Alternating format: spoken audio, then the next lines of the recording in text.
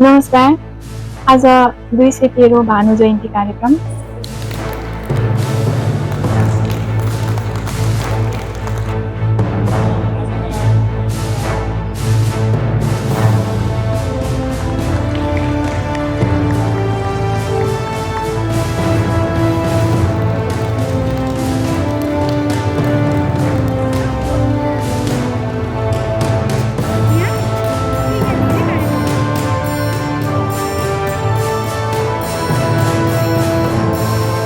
अनि शासक क्यालिफोर्निया च्याप्टरले आयोजना गरेको भानु जयन्ती विशेष कार्यक्रममा आज स्थापना गरिएको छ र अनावरण गरिएको छ।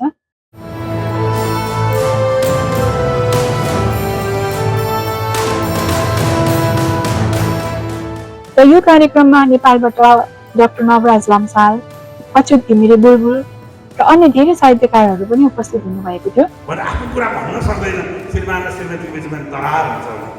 तपाईँको श्रीमान र श्रीमती बिचमा तपाईँको के अरे फेसबुकको पासवर्ड थाहा पाउँछ कि भन्नुपर्ने, जिमेलको पासवर्ड थाहा पाउला कि भन्नुपर्ने, तपाईँको एटिएमको कोड नम्बर थाहा पाउला कि भन्नुपर्ने, त्यो लुकाएर बाँच्नु जिन्दगीले कसैले त्यहाँबाट बाँचेका एकचोटि तिमी खोलेर हेर्नुहोस् त।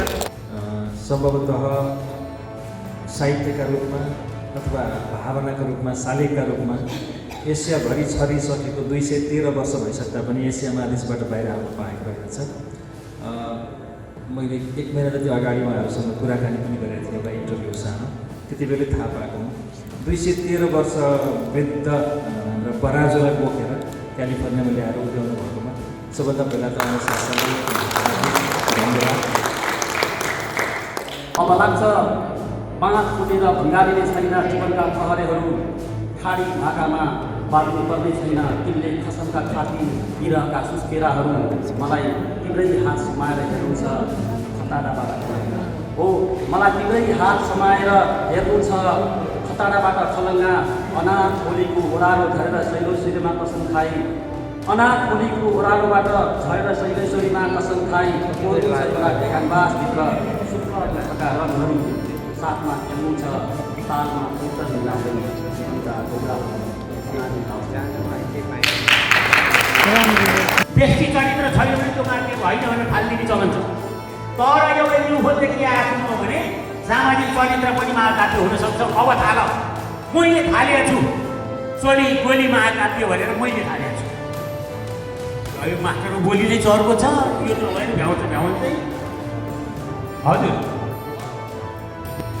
पत्थरमा तिमीलाई उभ्याउँदै हामी केवल सम्मान गरिरहेका छैनौँ। अक्षरको दीप्त अग्नि र शिष्यको प्रश्नमा हामी आफ्नो हराएको पुरातन जरा खोजिरहेका छौँ। तर हे आदिकवि, आज हामीसँग एउटा गम्भीर दुविधा पनि छ। हामी तिमीलाई द्रोणाचार्य गुरु बनाउने कि? जहाँ केही अर्जुनहरू निशाना साध्न सिक्नेछन्, तर केही एकलव्यहरू ढोका बाहिर उभिएर आफ्नै औँला चढाउन विवश हुनेछन्। हामीलाई यस्तो भाषा देऊ जहाँ कसैको औँला काटिँदैन, कसैको आवाज हुँदैन र हरेक मन आफ्नै कथा गर्न सक्छ। किनकि अन्ततः मूर्ति समयसँगै छिँडो हुन सक्छ, तर शब्द त शाश्वत, अजर, अमर, प्रकाशमान हुन्छ। धन्यवाद। कस्तो छ हजुरको पारा? 18 वर्षमा कस्तो हुन्थ्यो होला?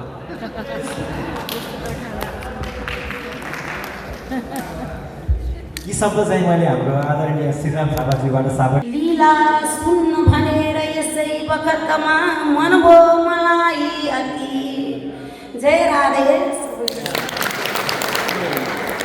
यसमा अनावरणको समयमा म उपस्थित हुन सकिनँ किनकि बिहानै थियो र अन्य मैले साहित्य कार्यक्रमहरूमा चाहिँ भाग लिएकी थिएँ र यहाँ कविता प्रतियोगिता पनि गरिएको थियो। उहाँले प्रथम स्थान प्राप्त गर्नुभएको छ, उहाँलाई म मञ्चमा आमन्त्रण गर्दछु र पुरस्कार वितरण गरिदिनु हुन।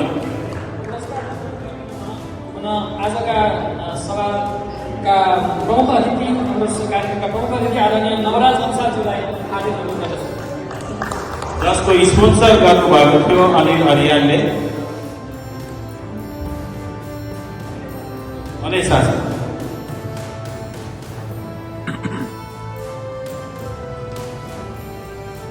उक्त प्रतियोगितामा मैले भाग लिँदाखेरि मेरो कविता प्रथम स्थान हासिल गरेको थियो र मैले डाक्टर नवराज लम्सालको हातबाट यस्तो पुरस्कार प्राप्त गरेको छु, यो मेरो लागि एकदमै गौरवको कुरा हो।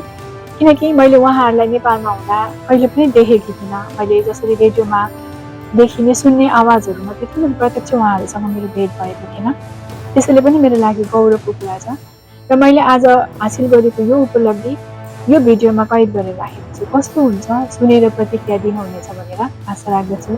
धन्यवाद। नमस्कार सबैमा।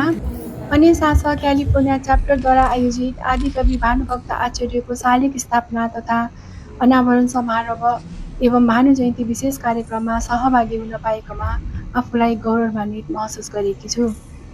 नेपाली भाषा साहित्य र संस्कृतिलाई अमर योगदान दिनुहुने आदिकवि भानुभक्त आचार्यप्रति हार्दिक श्रद्धासुमन अर्पण गर्दै उहाँकै प्रेरणाबाट सिर्जित मेरो एउटा कविता यहाँहरू समक्ष प्रस्तुत गर्ने अनुमति चाहन्छु। कविताको शीर्षक छ भाषा सम्राटको सम्झनामा। अनि कविता यसरी सुरु गर्छु। तिमीले फुटाएका वाक्यहरू, तिमीले उक्काएका 100 अक्षर शब्द ब्रह्मको नादबाट तिमीले बोलेका भाषामा मिसिएपछि बल्ल बन्यो एउटा सिङ्गो सभ्यता। तिम्रा निनाद आवाजहरू चुदिराम गएको हरेक दैलो दैलोमा आज पनि उत्तिकै घन्टिरहेछन्। तिमीले उडालेका कखरा पानीको छालमा बग्यो तिम्रो शब्द, बतासले टाढा टाढासम्म पुर्यायो तिम्रै बोली, आकाशले रोज्यो तिम्रै प्रतिध्वनि, रातले रच्यो तिम्रो सपना। यस्तो लाग्दैछ सिङ्गो पृथ्वी नै आज तिम्रो छायामा रुमलिरहेछ। तिमी भाषाका उन्नायक, तिमीले नसिकाएको भए के बोल्थे होलान् बालबालिकाले। हाम्रो भाषालाई तिमीले यति सजिलो नबनाइदिएको भए। तिमी अक्षरका बादशाह हौ, शब्दका प्रथम ध्वनि हौ। तिमी पश्चिमका शेक्सपियर हौ, पूर्वका पाणिनि हौ, उत्तरका लिबाई हौ, दक्षिणका महर्षि वेदव्यास हौ। जीवनका गीतहरू अक्षर कति तिमीले सुसायौ, कति हामीले सुसायौ। क्षितिजमा मिलिरहेको यो आकाश गङ्गा अझै यहीँ त छ। ती सबै कुराहरू त्यही छन्। तिम्रो अमरावती कान्तिपुरी नगरी तिमीले बालेको भाषाको दियोमा तिम्रै नाउँमा भानु जयन्ती मनाउँदै गर्दा म थप्दैछु ट्यान्द्रो सलेदो एक थोपा तेल। तिमी होनाहार भाषा सम्राट तिम्रै सम्झनामा त्यो चप्पल धवल सुशीतल शान्त वनको हुमा घाँसी कुवाको वेदीमा रामायण गुन्जिरहेको छ। हामी त्यही प्रतिध्वनिका प्रतीक हौँ। यति बेला म तिम्रो गुणगान गाइरहेछु। तिमीले नै छोडेर गएको तिम्रै लेखोटबाट तिम्रो सच्चा अनुयायी बनेर।